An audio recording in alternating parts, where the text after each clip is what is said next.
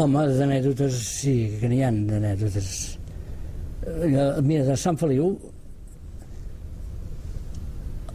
com que el primer que va tenir aquella fàbrica era un senyor que es deia Enric Humbert, aquell senyor posava telers a tot arreu, allà on cabien, i per pujar de baix als telers a la preparació hi havia una escala de fusta.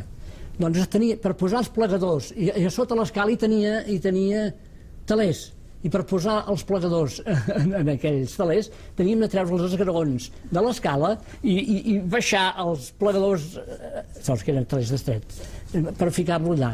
A l'altra nau, que en deien el vapor vell, una altra nau que no era la fàbrica aquesta gran que havia dissenyat en Gaudí, una altra fàbrica, allà teníem de treure els plegadors al carrer.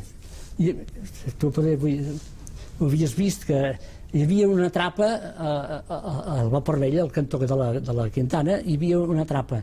Teníem de treure aquella trapa i entrar al plegador, perquè a l'angle no podíem passar de cap manera els plegadors.